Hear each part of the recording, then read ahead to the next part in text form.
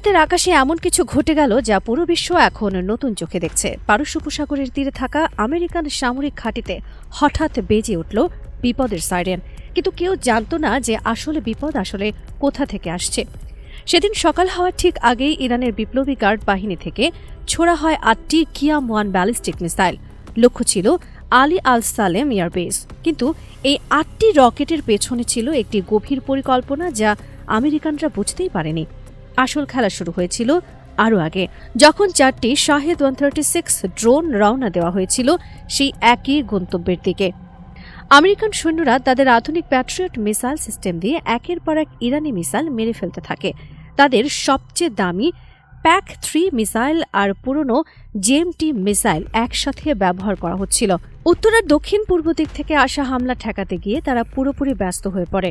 আর ঠিক এই সুযোগটাই খুঁজছিল ইরান। ইরানি পরিকল্পনাকারীরা আগে থেকেই জানত আমেরিকান রাডার একসাথে কয়টা লক্ষ্য সামলাতে পারে। তারা হিসেব কষে দেখেছিল যে মাত্র 1 মিনিটের জন্য পুরো প্রতিরক্ষা ব্যবস্থা চাপে পড়লে একটা ফাঁক তৈরি হবে, আর সেই 1 মিনিটই যথেষ্ট ছিল তাদের জন্য। $50,000 সাধারণ ড্রোন দিয়ে লক্ষ লক্ষ ডলারের প্রতিরক্ষা ব্যবস্থা আটকে রাখা হলো। আর সেই ফাঁকে শেষ দুটো কিয়াম মিসাইল এগিয়ে এলো লক্ষ্যের দিকে। এরপর যা হলো সেটা ছিল গণিতের খেলা। আমেরিকান কন্ট্রোল রুমের অফিসার দেখলেন শেষ মিসাইল আটকানোর মতো আর কোনো চ্যানেল খালি নেই। যেটা দরকার ছিল সেটা তখন একটা ড্রোন ধ্বংস করতে ব্যস্ত। মাত্র 3 সেকেন্ডের দেরি হলো, কিন্তু যুদ্ধে 3 সেকেন্ড অনেক লম্বা সময়। অষ্টম মিসাইলটা সরাসরি আঘাত করলো একটা হ্যাঙ্গারে। আকাশে উঠল আগুনের গোলক। ইরান তাদের বার্তা পৌঁছে দিল দুনিয়ার কাছে। তবে গল্প এখানেই থেমে থাকেনি। আমেরিকানরা যখন আঘাত পায় তখন তারা সবসময় জবাব দেয়। এবার তাদের নজর পড়ল গ্রেটার টাম্প দ্বীপের দিকে। গত 3 সপ্তাহ ধরে এই ছোট্ট দ্বীপ পারস্য উপসাগরের তেল পরিবহন প্রায় বন্ধ করে রেখেছিল। ইরান অ্যান্টিশিপ মিসাইল এখান থেকে একটা বড় ট্যাঙ্কারে আঘাত করার পর বিমা কোম্পানিগুলো এই রুট দিয়ে জাহাজ চলাচল বন্ধ ঘোষণা করেছিল। 40টিরও বেশি তেলবাহী জাহাজ দাঁড়িয়েছিল অপেক্ষায়। দুপুর হতেই আমেরিকান F-15E স্ট্রাইক ইগল যুদ্ধ বিমানগুলো আসতে শুরু করল।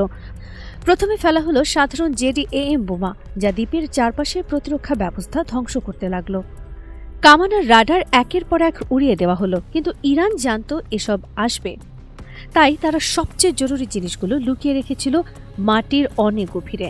পাহাড়ের নিচে তৈরি হয়েছিল একটি বিশাল সুড়ঙ্গ ব্যবস্থা। 100 ফুট মাটির নিচে 5টা আলাদা স্তরের মোটা কংক্রিট দিয়ে ঢাকা। প্রতিটি কংক্রিট স্তরের মাঝখানে আবার মাটির স্তর। ইরানি ইঞ্জিনিয়াররা ভালো করেই জানত কিভাবে বোমার শক্তি শুষে নিতে হয়। একটা বোমা একটা স্তর ভাঙবে ঠিকই, কিন্তু পরের মাটির স্তরে গিয়ে তার শক্তি কমে যাবে। এভাবে 5টি স্তর পার করতে করতে যে কোনো সাধারণ বোমা থেমে যাবে। আর ভেতরের নকশা ছিল আরও চালাকির সাথে করা।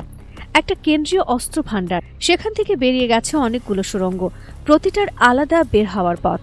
একটা ঢোকার পথ বন্ধ হয়ে গেলেও বাকিগুলো দিয়ে বের হওয়া যাবে, ব্যাংকের ভল্টের মতো, যার অনেকগুলো জরুরি দরজা আছে। কিন্তু দ্বীপে সবচেয়ে বড় ভূমিকা রেখেছিল একজন রাডার অপারেটর। তিনি 3 বছর ধরে প্রস্তুতি নিচ্ছিলেন এই মুহূর্তের জন্য। তার কাছে ছিল পুরনো মডেলের একটি ACR-270 রাডার। তিনি জানতেন পুরো শক্তিতে চালালে আমেরিকানরা তাকে খুঁজে পাবে এবং মেরে ফেলবে। তাই তিনি চালাতেন খুব কম শক্তিতে, যেন কানে কানে কথা বলছেন। এতে তিনি দূরত্ব আর দিক বুঝতে পারতেন, কিন্তু উচ্চতা জানা সম্ভব হতো না। তবে তিনি মুখস্থ করে রেখেছিলেন আমেরিকান বিমানগুলো কোন পথে আসতে পছন্দ করে, আর সেই জ্ঞান কাজে লাগিয়ে তিনি পাহাড়ের পেছনে লুকানো থান্ডার মিসাইল ব্যাটারিকে দিক নির্দেশনা দিতে লাগলেন। থান্ডার হলো ইরানের নতুন বিমান প্রতিরক্ষা ব্যবস্থা, যা কোনো রাডার সংকেত ছাড়াই লক্ষ্য খুঁজে নিতে পারে। এটা গরম দেখে টার্গেট খোঁজে। দুপুর 2:02 প্রথমবার একটি থান্ডার মিসাইল ছোড়া হলো। আমেরিকান পাইলটরা কোনো সতর্কবার্তা পেলেন না, কারণ কোনো রাডার সংকেত ছিল না।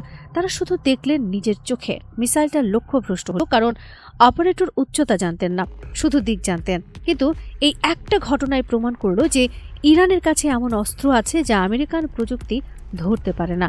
ভালো টিম আছে, সঠিক অস্ত্র আছে, শুধু একটু তথ্যের অভাব। পরের বার হয়তো সে অভাব থাকবে না। আমেরিকানরা অবশ্য বসে থাকেনি। তারা নিয়ে এলো তাদের নতুন GBU-72 অ্যাডভান্সড পেনিট্রেটর বোমা। এই বোমা সাধারণ বোমার থেকে সম্পূর্ণ আলাদা। ওজন ৪,৫০০ পাউন্ড, কিন্তু বিস্ফোরক মাত্র ১,০০০ পাউন্ড। বাকিটা পুরো শক্ত ধাতু, যা মাটির গভীরে ঢুকে যাওয়ার জন্য বানানো। প্রায় সোজা হয়ে পড়ে প্রচণ্ড গতিতে। ২৪টা বিমান নিয়ে এসেছিল তারা, প্রতিটার সাথে একটা করে এই বোমা। একটা একটা করে দ্বীপের ২০টা শক্ত লক্ষ্যে আঘাত করা হলো। প্রতি ৭.৫ মিনিটে একটা দল আসছে, জ্বালানি ভর্তি করছে, বোমা ফেলছে, আবার ফিরে যাচ্ছে। ৯০ মিনিটের টানা অভিযান চলল। একটা কারখানার মতো, যেখানে জিনিস তৈরি হয় আকাশে। ধুলো আর ধোঁয়ায় পুরো দ্বীপ ঢেকে গেল। কিন্তু ইরানের তৈরি সেই ৫টা স্তর নিজেদের কাজ করে যাচ্ছিল। প্রতিটি বোমা একটা স্তর ভাঙছিল ঠিকই, কিন্তু পরের স্তরে গিয়ে আটকে যাচ্ছিল কিংবা দিক পাল্টে যাচ্ছিল। সুড়ঙ্গের মুখ বন্ধ হয়ে গেলেও ভেতরের কেন্দ্রীয় ভাণ্ডার নিরাপদ ছিল। শেষ বোমাটা পড়ল বিকাল ৩টা ৫২ মিনিটে। সেটা কেন্দ্রীয় অস্ত্র ভাণ্ডারের লক্ষ্যে নিক্ষেপ করা হয়। পাহাড় কেঁপে উঠল, বিশাল ধুলোর মেঘ উঠল আকাশে। বোমার ফিউজ গুনছিল প্রতিটা স্তর, আর শেষ স্তর পার হয়ে খালি জায়গায় ঢুকেই ফেটে গেল।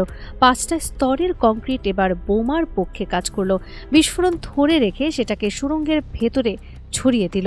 তারপর প্রায় ১ ঘন্টা ধরে দ্বীপ ফেটে যেতে লাগলো। কিন্তু এগুলো আমেরিকান বোমা ছিল না, এগুলো ছিল ইরানের নিজেদের সংরক্ষিত নূর আর কাউসার মিসাইল, যেগুলো আগুনে পুড়ে একের পর এক ফেটে যাচ্ছিল।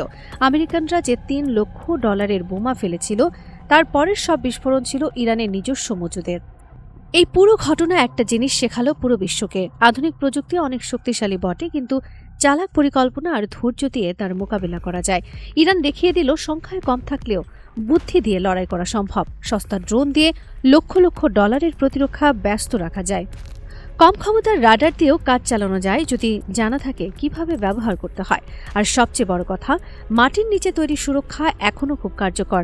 আকাশ থেকে যতই বোমা পড়ুক, সঠিক প্রকৌশল দিয়ে বানানো দুর্গ টিকে থাকতে পারে। পারস্য উপসাগরে এই যুদ্ধে কে জিতেছে সেটা নির্ভর করে কোন দিক থেকে দেখছেন তার উপর। তবে একটা বিষয় পরিষ্কার, ইরান তার বার্তা পৌঁছে দিয়েছে গোটা দুনিয়ার কাছে। ছোট দেশ হলেও বুদ্ধি আর পরিকল্পনা দিয়ে বড় শক্তির মোকাবেলা করা সম্ভব।